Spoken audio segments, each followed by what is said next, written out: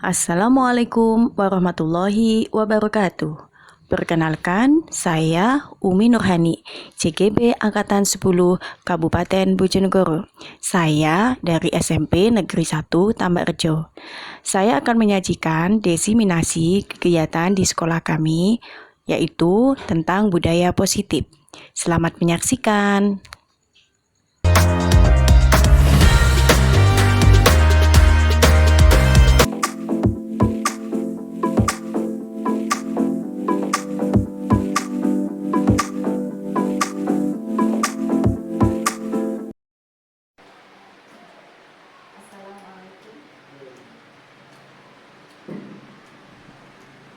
Assalamualaikum warahmatullahi wabarakatuh. Waalaikumsalam warahmatullahi wabarakatuh. Selamat pagi dan salam sejahtera bagi kita semua. Yang terhormat Ibu Sriati SPD MPD selaku Kepala SMP Negeri 1 Tambak Rejo. Yang terhormat Ibu Guru CGP SMP Negeri 1 Tambak Rejo. Yang kami hormati Bapak Ibu Guru yang hadir pada pagi hari ini. Pertama-tama, marilah kita panjatkan puji dan syukur kehadirat Allah Subhanahu wa Ta'ala yang telah memberikan karunia-Nya berupa nikmat sehat dan sempat, sehingga pada pagi hari ini kita masih berkumpul bersama dalam acara diseminasi budaya positif modul 1 di 4 SMP Negeri 1 Tambak Rejo.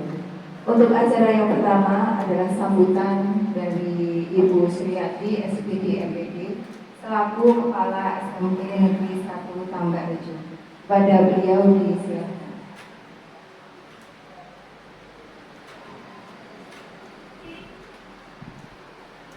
Assalamualaikum warahmatullahi wabarakatuh. Alhamdulillah ada kegiatan ini, Bapak Ibu. Kita bisa hadir di sini dalam rangka diseminasi budaya positif.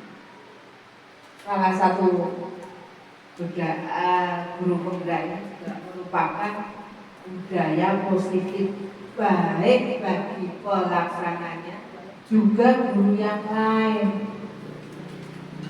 Kita saling mengasah asing asuh, nggak sekedar kita ke anak kita, tetapi ke teman-temannya. Dalam hal ini antar Bapak Ibu guru. Begitu nggih? Jadi budaya positif wajib kita tindak lanjuti. Monggo nanti yang hadir di sini silakan tularkan ke teman-teman guru yang lain. Juga alhamdulillah kalau bisa ke anak-anak. Mohon mawon sambutan dari saya. Sekali lagi ayo kita tindak lanjuti dengan baik, dengan positif. Terima kasih.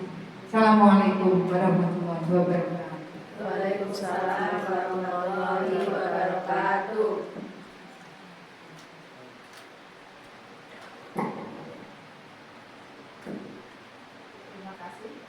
Terima kasih Ibu Sriati SPD MPD.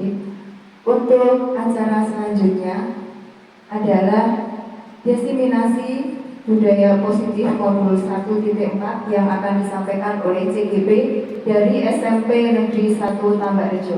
Kepada CGP SMP Negeri 1 Tambak Rejo dipersilakan untuk mempresentasikan.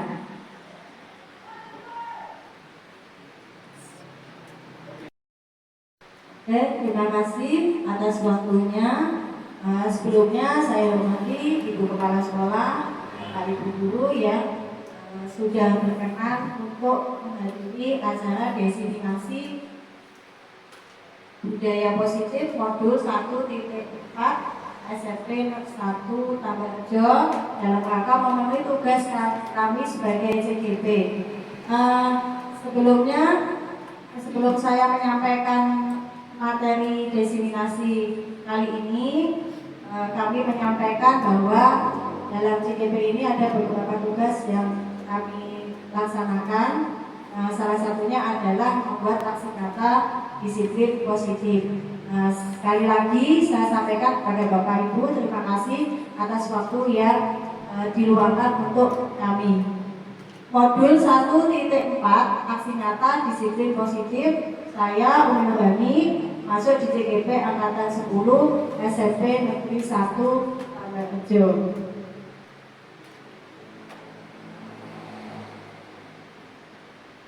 Sebelum kita memulai acara ini, saya ada keyakinan kelas untuk kita di keyakinan kelas ini untuk agar kegiatan ini nanti bisa berjalan dengan baik. Ini saya menyampaikan dulu, kalau misalkan nanti Bapak Ibu ada masukan atau mungkin di situ kurang apa, monggo. Kalau ini dari saya saling menghargai, jadi nanti kita mengharapkan bahwa di acara ini kita akan saling menghargai, mengikuti sampai selesai, meng-silent HP dan bersikap sopan. Nah, dari keyakinan kelas ini mungkin ada tambahan dari Bapak Ibu. Ada buatan Bu? Tidak. Tidak, sudah pas ya? Kalau sudah pas saya lanjut saja. Filosofi pendidikan KHD. Nah, dalam pendidikan filosofi KHD ini menjelaskan tujuan pendidikan itu adalah kita itu menuntun segala kodrat yang ada pada anak agar mereka itu nanti mencapai keselamatan dan kebahagiaan setinggi-tingginya, baik sebagai manusia maupun sebagai anggota masyarakat. Nah, di sini nanti ada hubungannya dengan disiplin positif ya Ibu, karena menurut saya di sini filosofi KHD ini kita sebagai seorang guru kita kan menuntun anak. Nah, menuntun anak ini kita sebagai guru mengarahkan mereka untuk melakukan budaya-budaya positif. Sebelum saya mulai juga ini ada kalimat pemantik. Nah, di kalimat pemantik ini nanti jenengan setuju atau tidak setuju. Ada beberapa hal. Yang pertama adalah hukuman dapat mendisiplinkan anak. Jadi pernyataan pertama, hukuman itu apakah dapat mendisiplinkan anak? Monggo Bapak Ibu yang mau berpendapat, apakah Bapak Ibu guru itu setuju bahwa sebuah hukuman itu akan mendisiplinkan anak? Monggo. Setuju nomor berapa? Ya, terima kasih. Hukuman dapat mendisiplinkan anak. Kalau menurut saya, saya kurang setuju ya. Kenapa? Karena di situ ada kata-kata hukuman. Ya. Contohnya, siswa tersebut melakukan kesalahan terlambat sekolah, tapi hukumannya disuruh hormat kepada bendera. Misalnya sampai siang. Ya. Saya tidak setuju. Kenapa? Itu nanti bisa sakit ya. Jadi menimbulkan efek negatif ke anak ya. Kalau saya misalkan anak-anak itu melakukan kesalahan, saya memberikan konsekuensinya aja. Misalnya terlambat sekolah, saya tidak memberikan hukuman seperti itu, tapi membuat kesepakatan besoknya itu biar tidak terlambat sekolah itu bagaimana. Gitu. Terima kasih Bu. Terima kasih Bu Warsiti. Ternyata Bu Warsiti berpendapat bahwa hukuman itu tidak membuat anak itu menjadi disiplin. Yang kedua adalah memberikan hukuman yang mendidik seperti membersihkan toilet sekolah, musola, itu juga dapat meningkatkan disiplin anak. Kira-kira Bapak Ibu guru setuju apa tidak? Hukuman tapi positif, apakah itu juga bisa mendisiplinkan anak? Kira-kira setuju betul? Tidak setuju ya? Jadi namanya tetap hukuman ya. Jadi tetap saja hukuman. Yang ketiga adalah memberikan penghargaan dapat meningkatkan disiplin anak. Nah, biasanya kan kalau kita memberikan sesuatu pada anak, misalkan anak itu nilainya bagus, kita kasih reward hadiah. Nah, dengan memberikan reward seperti itu, apakah Bapak Ibu guru juga setuju bahwa itu merupakan salah satu yang bisa meningkatkan disiplin anak? Bu Siti kira-kira setuju? Betul ya? secara pribadi dari saya ya. Kalau saya itu agak setuju. Ini memberi penghargaan dapat meningkatkan disiplin. Penghargaan itu tidak harus berupa benda, tetapi dengan kalimat misalnya pinter, ya seperti penguatan itu kan juga masuk. Apakah gini, maksudnya kalau mungkin dikasih buku atau apa bisa bergarai apa itu pengen terus seperti itu, dulu kasih sekarang pengen nggak dikasih mana. Tapi kalau cuma penghargaan berupa kalimat-kalimat, saya setuju. Terima kasih. Bu Segi setuju ya. Nah, sebelum kita mengetahui nanti apakah pernyataan kita itu sesuai enggak ya, nah nanti kita akan memasuki materi kita pada saat kita melaksanakan diseminasi ini. Jadi belum saya jawab sekarang, nanti kita lihat dulu. Untuk kali ini pembahasan yang akan kita bahas diseminasi ini, yang pertama adalah materinya adalah disiplin positif dan nilai-nilai kebajikan universal. Yang kedua, teori motivasi, hukuman, dan penghargaan, restitusi. Yang ketiga adalah keyakinan kelas. Yang keempat, kebutuhan dasar manusia. Yang kelima, restitusi. Di restitusi nanti ada 5 posisi kontrol. Yang keenam ada restitusi. Kita akan ada segitiga restitusi. Nah, apa di antara materi itu nanti kita akan membahasnya untuk selanjutnya. Jadi mohon Bapak Ibu guru tetap sesuai dengan keyakinan kelas yang akan kita yang sudah kita sepakati tadi ya, Bapak Ibu mengikuti sampai selesai. Yang pertama, di sini materi kita adalah disiplin positif dan nilai-nilai kebajikan universal. Yang pertama, di disiplin positif dan nilai-nilai kebajikan universal ini ada sebuah paradigma, perubahan paradigma. Nah, di dalam perubahan paradigma ini nanti saya akan mengajak Bapak Ibu guru untuk bermain. Jadi di sini ada beberapa pasangan nanti ya, saya akan meminta Bapak Ibu untuk berpasangan, cari pasangan ya, cari pasangan. Nanti ada yang jadi A, ada yang jadi B. Yang jadi A ini silakan Bapak Ibu menggenggam tangan, dan di dalam genggaman itu bayangkan di dalam sebuah genggaman itu adalah sesuatu yang sangat berharga bagi Bapak atau Ibu. Nah, yang B, yang bagian B itu sebagai orang yang ingin tahu apa yang ada di dalam genggaman tersebut. Jadi monggo yang bagian B itu silakan Bapak dengan cara Bapak Ibu mungkin dengan merayu, membujuk, menghardik, memaksa, kasih iming-iming, kasih uang atau apa agar bisa membuka genggaman tersebut. Monggo Bapak Ibu guru cari pasangan, waktunya 30 detik untuk melaksanakan permainan ini dari sekarang.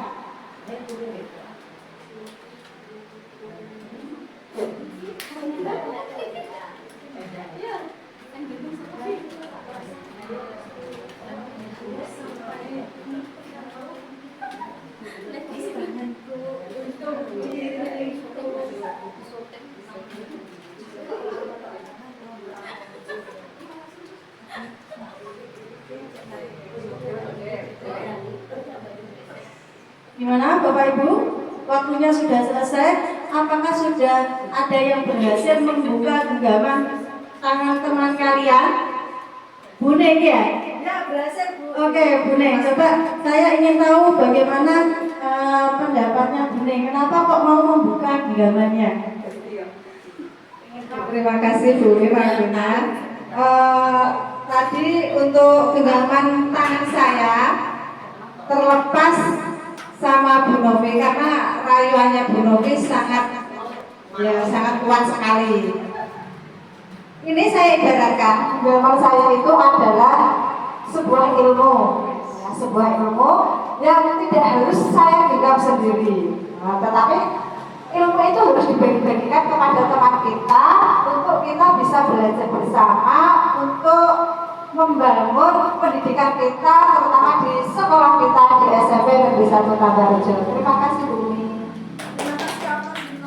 Buning ya, jadi Buning menganggap bahwa yang digenggam itu adalah ilmu, sehingga ilmunya ini merasa wajib untuk ditularkan kepada temannya. Nah, satu lagi untuk yang tidak dibuka, siapa ya yang tidak berhasil untuk membuka genggaman itu? Bu Ana sama Bu Seki tadi berhasil untuk tidak berhasil. Kenapa kok Bu Ana tidak membuka genggamannya?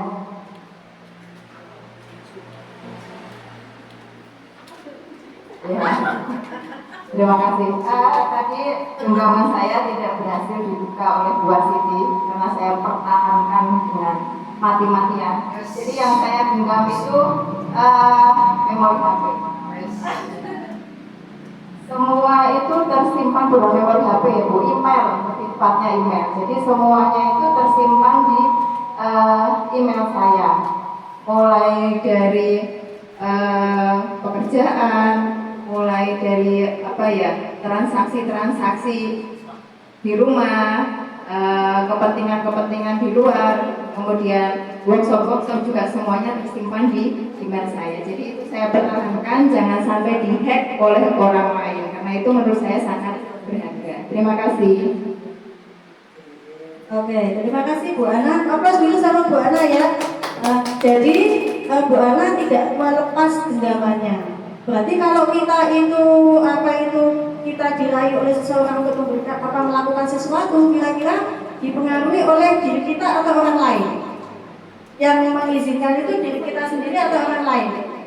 Diri kita sendiri ya. Jadi terima kasih dari permainan ini kita bisa mengetahui bahwa segala sesuatu kita lakukan itu tidak bisa dipengaruhi oleh orang lain, tapi dipengaruhi oleh diri kita sendiri. Bapak Ibu, tadi kita sudah bermain tangan digenggam. Nah, itu adalah merupakan paradigma. Di sini bagaimana seorang bisa berubah dari paradigma stimulus respon kepada pendekatan teori kontrol. Ini ada sebuah pendapat dari Stephen Covey, yaitu bagaimana seseorang bisa berubah dari paradigma stimulus respon kepada pendekatan teori kontrol. Nah, beliau mengatakan bahwa bila kita ingin membuat kemajuan perlahan sedikit-sedikit, ubahlah sikap atau perilaku Anda.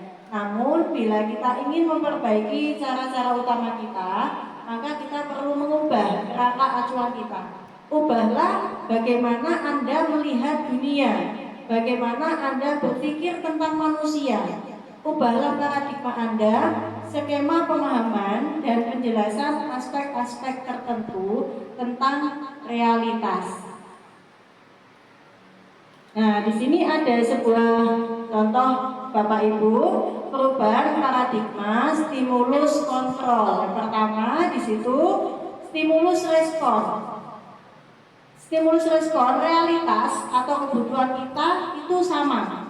Tetapi teori kontrolnya di sini realitas atau kebutuhan itu kita berbeda.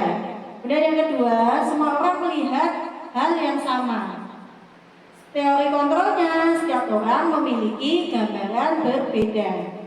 Kemudian yang ketiga, kita mencoba mengubah orang agar berpandangan sama dengan kita.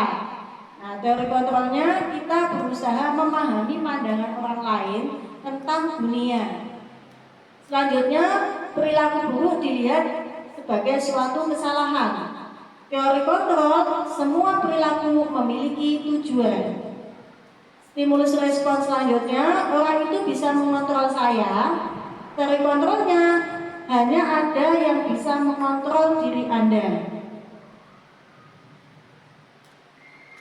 Kemudian selanjutnya, saya bisa mengontrol orang lain.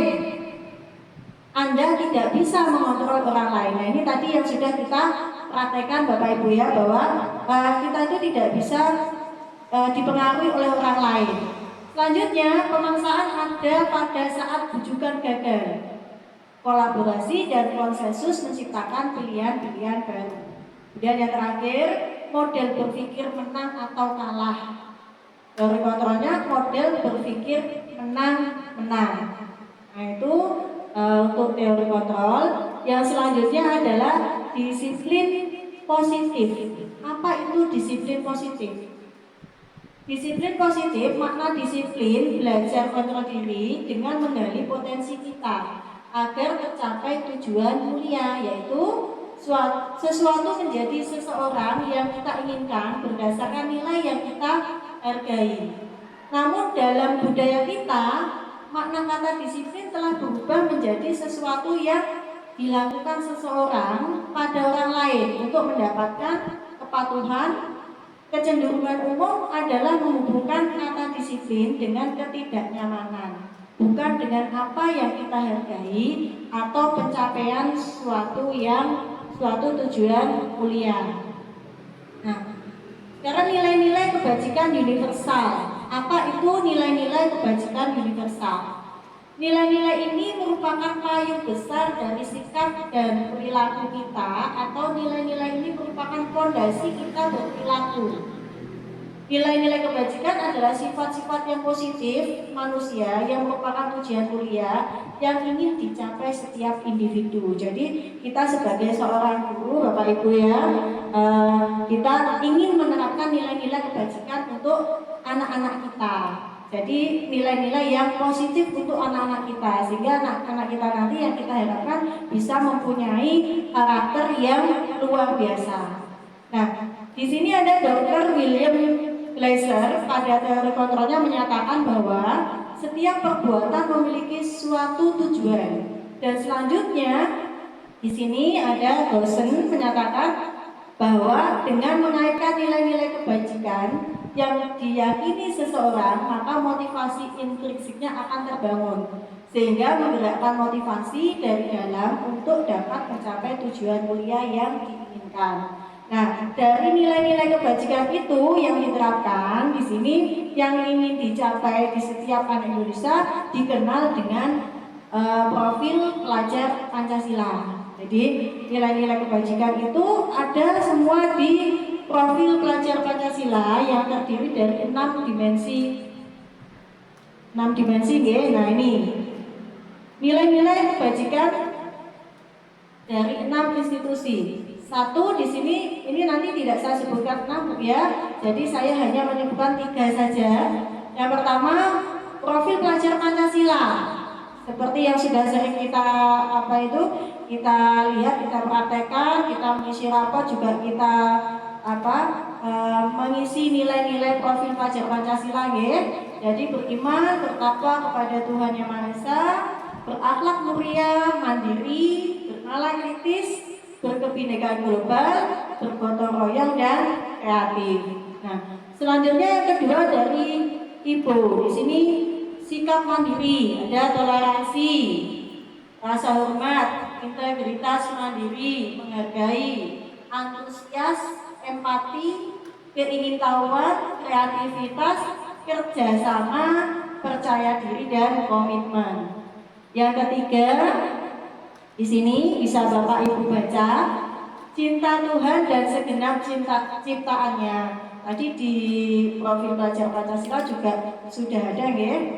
Kemandirian dan tanggung jawab di profil pelajar Pancasila juga sudah ada. Saya rasa sama saja aja. Jadi inilah contoh-contoh dari nilai kebajikan. Selanjutnya ada teori motivasi, hukuman dan penghargaan restitusi. Teori motivasi. Apa itu teori motivasi? Teori motivasi itu adalah teori yang mendasari seseorang untuk berperilaku atau bertindak. Nah, di sini menurut dosen dalam bukunya, ini ada 3 alasan motivasi perilaku manusia.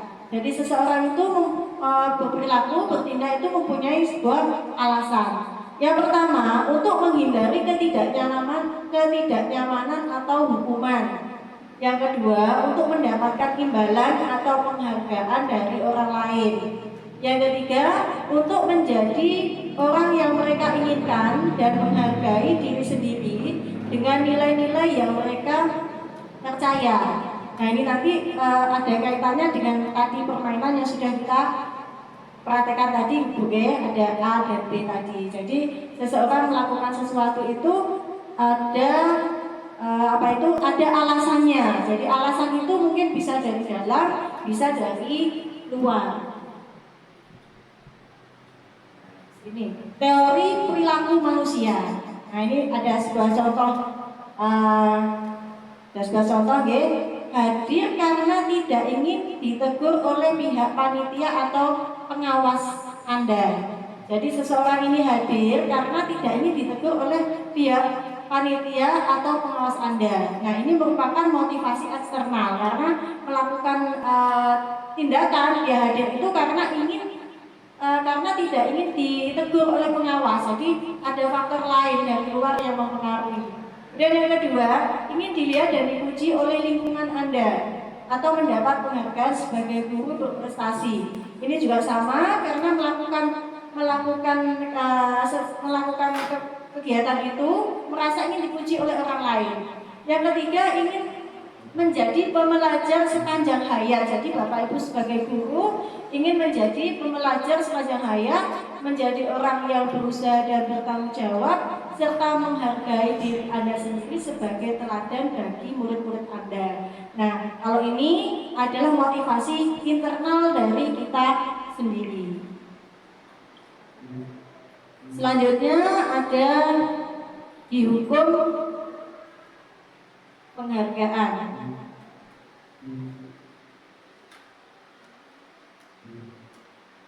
Penghargaan berlaku sama dengan hukuman. Artinya tadi kita sudah ada pemantik tadi sudah saya sampaikan hukuman dan penghargaan, ya.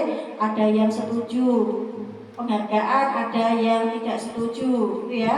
Nah, monggo kita lihat dalam arti meminta atau membujuk seseorang melakukan sesuatu untuk memenuhi suatu tujuan tertentu dari orang yang meminta atau membujuk. Dorongannya eksternal, itu dari eksternal, dari faktor lain. Ini ada contoh misalkan di sini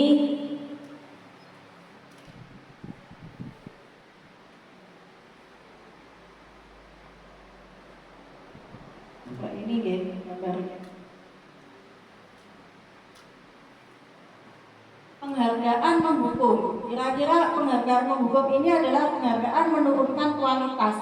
Tadi kalau penghargaan kita memberikan penghargaan, itu ada yang setuju itu dapat meningkatkan kedisiplinan, ada yang tidak setuju. Nah, dengan penghargaan ini, penghargaan itu mungkin bisa meningkatkan kedisiplinan, tapi sifatnya adalah hanya sementara, karena dia nanti akan menimbulkan ketergantungan.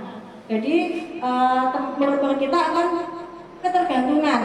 Wah, nanti kalau saya mendapatkan nilai bagus, saya akan diberikan permen oleh Bapak Ibu guru. Kalau saya nanti ini, saya akan belajar bagus kan, baik, biar dapat nilai saya bagus, biar saya dapat hadiah. Nah, itu kan penghargaan, ya. Nah, ini nanti akan menjadi sebuah ketergantungan bagi anak-anak kita.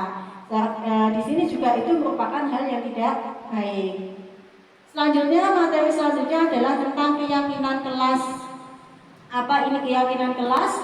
Tadi Bapak Ibu guru sudah saya ajak untuk membuat keyakinan kelas di awal acara ini. Keyakinan kelas itu berupa pernyataan-pernyataan universal yang dibuat dalam bentuk kalimat positif. Keyakinan kelas tidak dibuat dalam jumlah banyak sehingga mudah diingat dan dipahami oleh semua warga kelas. Keyakinan kelas merupakan sesuatu yang dapat diterapkan di lingkungan kelas tersebut. Jadi keyakinan kelas ini merupakan sebuah kesepakatan bersama pada saat kita melakukan pembelajaran kepada anak-anak kita, sehingga kalau anak-anak kita itu melakukan sebuah kesalahan, kita tidak menghukum. Mereka akan mengetahui konsekuensi apa yang akan diterima karena sudah membuat kesepakatan bersama. Nah, keyakinan kelas ini kalau itu kita terapkan, maka itu akan bisa menumbuhkan budaya positif. Anak-anak akan terbiasa kalau mereka melakukan sebuah kesalahan, mereka tidak harus dihukum, mereka akan menyadari bahwa dia sadar sendiri konsekuensinya kalau saya melakukan kesalahan, kesepakatan saya sudah buat adalah ini, dia akan menyadari sendiri apa yang akan dilakukan. Jadi bukan karena hukuman. Nah ini, keyakinan kelas itu menciptakan suasana positif di lingkungan sekolah, memiliki urgensi tingkat tinggi karena lingkungan sekolah sebagai tempat peserta didik belajar harus dapat menghadirkan suasana yang kondusif, aman, nyaman, dan menyenangkan agar peserta didik merasa betah untuk belajar berlama-lama di sekolah tanpa rasa takut. Jadi kalau kita membuat keyakinan kelas, kita kan sudah sepakat dengan anak-anak, jadi anak-anak itu tidak akan merasa takut dia mengikuti pembelajaran. Dia akan merasa nyaman untuk mengikuti pembelajaran, tidak akan merasa tertekan. Kemudian penciptaan suasana kondusif, aman, nyaman, dan menyenangkan dapat dilakukan oleh pendidik melalui keteladanan terkait kedisiplinan. Jadi kita bisa juga kasih contoh ya, teladan untuk anak-anak kita. Memulai pembelajaran dengan kesepakatan atau kontrak belajar, memberikan kesempatan yang sama dalam berpendapat dan dalam memberikan pelayanan, serta selalu berusaha memilih strategi pembelajaran yang sesuai dengan karakteristik, potensi, dan kebutuhan peserta didik agar peserta didik enjoy dalam belajar tanpa ada keterpaksaan. Jadi anak-anak merasakan nyaman ya. Selanjutnya, mengapa keyakinan kelas? Mengapa kok keyakinan kelas? Nah, keyakinan kelas merupakan nilai kebajikan atau prinsip universal yang disepakati bersama secara universal, lepas dari latar belakang suku, negara, bahasa, maupun agama. Keyakinan akan lebih memotivasi seseorang dari dalam atau memotivasi secara intrinsik. Seseorang akan lebih tergerak dan bersemangat untuk menjalankan keyakinannya daripada hanya sekedar mengikuti serangkaian peraturan. Jadi keyakinan kelas tadi kan dibuat secara bersama-sama. Jadi kita menawarkan kepada anak apa ya yang akan kita dalam pembelajaran nanti biar kita bisa nyaman. Jadi kita bisa tahu kemauannya anak itu seperti apa. Ya, makanya keyakinan kelas ini kita buat secara bersama-sama. Jadi anak merasa tidak tertekan dan tidak terpaksa. Selanjutnya adalah kebutuhan dasar manusia. Nah, manusia itu mempunyai 5 kebutuhan dasar. Yang pertama adalah bertahan hidup. Yang kedua adalah kasih sayang dan rasa diterima. Kemudian penguasaan, kebebasan, dan kesenangan. Bertahan hidup itu contohnya apa? Ya seperti misalkan kita butuh makanan, minuman, butuh pakaian, butuh rumah, ya untuk kita bertahan hidup. Dan kasih sayang dan rasa diterima. Contohnya adalah rasa diterima. Kita butuh untuk dipedulikan. Kemudian penguasaan, yaitu harga diri, memimpin, berprestasi. Kebebasan, contohnya adalah kita butuh mandiri, memiliki rasa memiliki, mempunyai pilihan, mempunyai mencoba hal baru. Kita bisa bebas untuk mencoba hal baru. Kesenangan, bermain, humor, tertawa, dan antusiasme. Nah, selanjutnya adalah 5 posisi kontrol. Ini ada sebuah video, tapi Bapak Ibu Guru saya rasa sudah melihat video ini di PMN, jadi saya langsung ke tabel. Jadi saya langsung ke tabel motivasi, posisi kontrolnya di sini ada identitas gagal, identitas berhasil. Jadi nanti kita dilihat dari tabel ini menghindari yang pertama identitas gagal, di situ adalah kontrol dari luar, itu menghindari hukuman. Yang kedua adalah mengharapkan imbalan atau mengakibatkan ketergantungan. Yang ketiga adalah identitas berhasil atau sukses, ini menghargai diri sendiri. Jadi kalau kita posisi kontrol tadi kan ada 5 posisi kontrol ya. tadi di sebuah video tadi ditayangkan, Bapak Ibu guru juga sudah pernah mengikuti pelatihan di PMM. Jadi ada posisi menghukum, merasa bersalah. Nah, di sini kalau kita identitas gagal, itu misalkan menghindari hukuman. Jadi kalau seseorang itu dia melakukan sesuatu karena untuk menghindari hukuman, berarti kita gagal. Posisi kontrol kita adalah gagal. Kemudian yang kedua, mengharapkan imbalan atau penghargaan tadi. Itu juga kita bisa dikatakan ini kita tidak berhasil. Karena apa? Anak itu melakukan tindakan itu karena dia ingin mendapatkan penghargaan. Jadi ada ketergantungan. Kemudian identitas berhasil. Nah, identitas berhasil ini dia mempunyai masalah. Nah, dia bisa menyelesaikan masalahnya sendiri sehingga dia bisa menghargai dirinya sendiri tanpa harus dipaksa oleh orang lain. Dia bisa menghargai dirinya sendiri. Lanjut. Nah, ini yang ketiga adalah segitiga restitusi. Apa itu restitusi?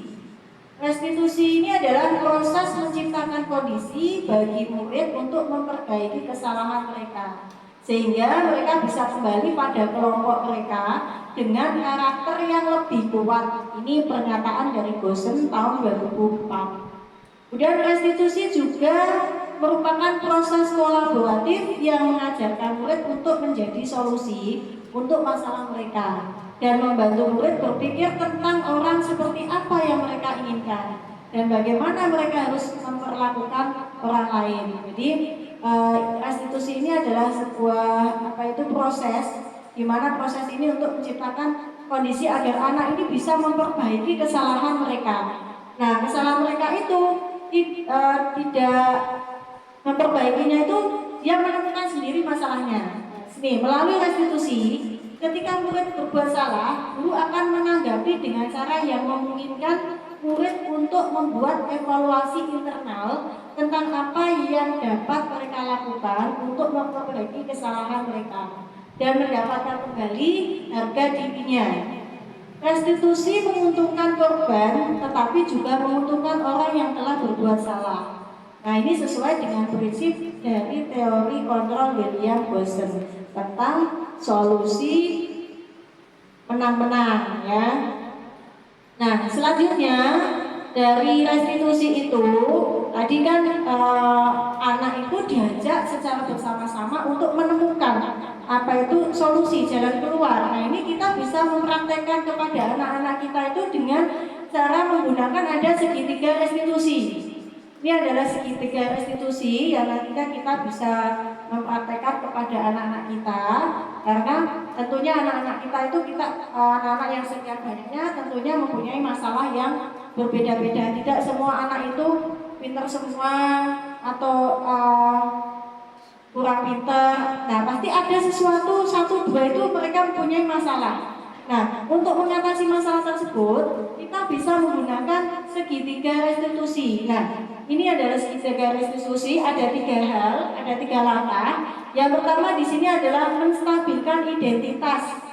Jadi yang pertama kita menstabilkan identitas, yang kedua validasi tindakan yang salah, yang ketiga kita menanyakan tentang keyakinan kelas. Nah, ini segitiga restitusi. Nah, ini dilansir dari buku Evolusi Pendidikan Bersama Calon Guru Penggerak 2022 oleh Rusdi dan teman-teman. Restitusi itu adalah sebuah cara menanamkan disiplin positif pada murid. Restitusi bukan untuk menebus kesalahan, jadi ini perlu kita garis bawahi, ya. Jadi restitusi bukan untuk menebus kesalahan, namun untuk belajar dari kesalahan. Jadi bukan untuk menebus kesalahan, tapi belajar dari kesalahan. Tujuannya untuk memperbaiki hubungan. Tindakan ini adalah tawaran, bukan paksaan. Restitusi menuntut untuk melihat ke dalam diri menjadi kebutuhan dasar yang mendasari tindakan dan lebih berfokus pada karakter, bukan tindakan. Nah, ini tadi tahapannya, langkah-langkah kalau kita mau melakukan segitiga restitusi. untuk membantu anak-anak kita menyelesaikan masalah mereka atau mereka yang mempunyai kesalahan. Yang pertama tadi menstabilkan identitas, kemudian validasi tindakan yang salah, kemudian menanyakan keyakinan. Ini tahapannya. Nah, contoh di sini Bu ya, contohnya satu, menstabilkan identitas. Nah, berbuat misalkan pada saat kita mempraktekkan, kita bisa menanyakan dengan pertanyaan-pertanyaan yang di sini sifatnya untuk menstabilkan identitas. Nah, misalkan berbuat salah itu tidak apa-apa. Tidak ada manusia yang sempurna. Saya juga pernah melakukan kesalahan seperti itu. Kita bisa menyelesaikan ini. Bapak Ibu tidak tertarik mencari siapa yang salah, tapi Bapak atau Ibu ingin mencari solusi dari permasalahan ini. Kamu berhak merasa begitu. Jadi pertanyaan-pertanyaan ini kita bisa gunakan pada saat langkah menstabilkan identitas. Yang kedua, di sini adalah validasi tindakan yang salah.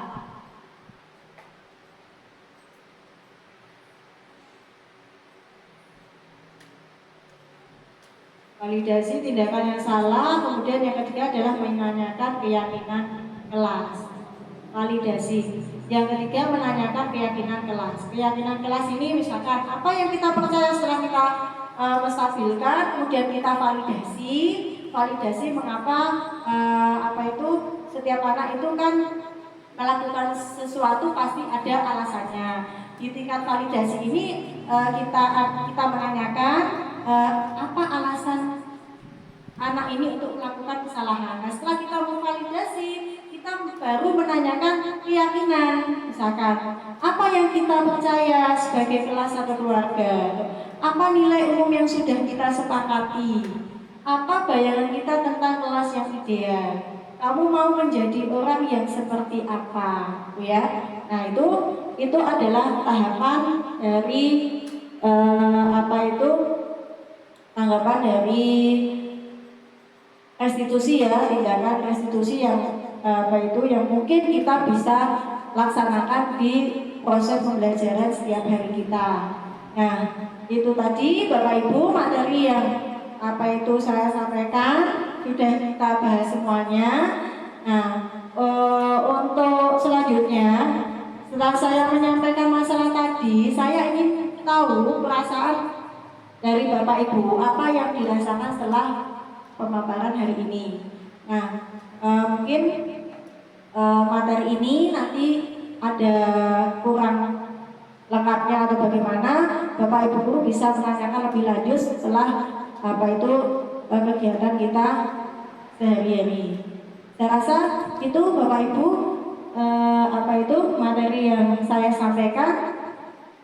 Mungkin ada Bapak Ibu yang memberikan refleksi tentang apa yang saya paparkan hari ini. Bapak Ibu sudah mengikuti acara diseminasi ini hingga akhir materi. Nah, sebelum kita mengakhiri, saya ingin tahu perasaan Bapak Ibu dalam mengikuti diseminasi tadi, apa yang Bapak Ibu terima atau bagaimana perasaan Bapak Ibu. Monggo siapa yang mau memberikan perasaannya, mengungkapkan perasaannya setelah menerima diseminasi kali ini.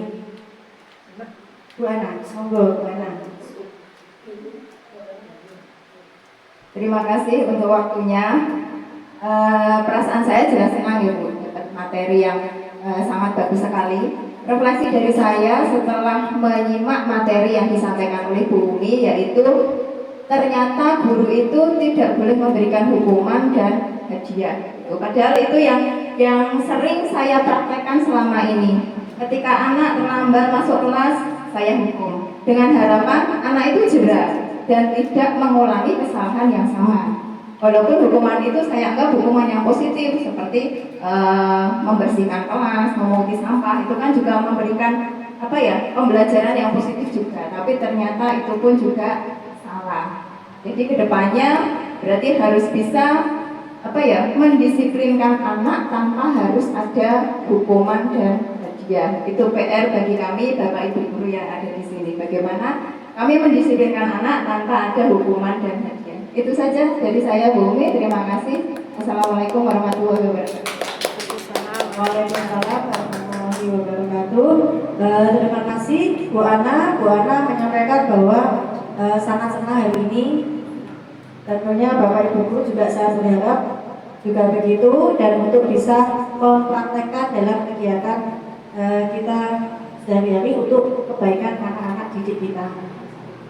Jika ada kata-kata yang sebelum kita akhiri, jika ada kata-kata yang kurang berkenan, sudah juga mengganggu waktu Bapak Ibu guru, saya mohon maaf. Saya akhiri. Wassalamualaikum warahmatullahi wabarakatuh. Waalaikumsalam warahmatullahi wabarakatuh.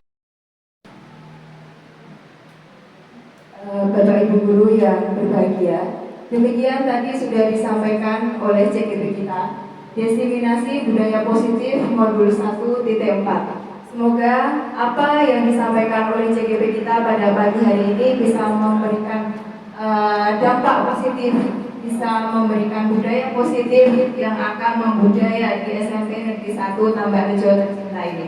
Sekian untuk acara pagi hari ini. Aplaus untuk CGP kita pada pagi hari ini sudah memberikan materi yang sangat luar biasa. Sekian dari kami. Assalamualaikum warahmatullahi wabarakatuh. Waalaikumsalam warahmatullahi wabarakatuh.